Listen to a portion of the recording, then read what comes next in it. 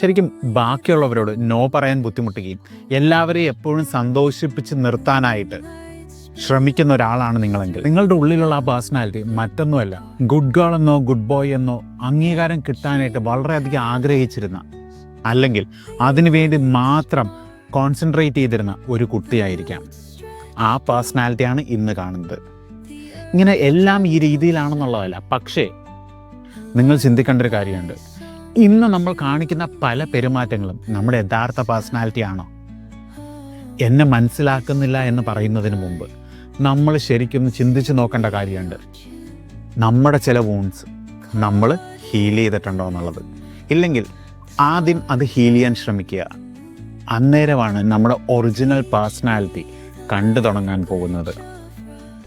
ആൾക്കാർക്ക് നമ്മളെ നമ്മളായി തന്നെ സ്നേഹിക്കാൻ സാധിക്കുന്നതും അന്നേരമാണ്.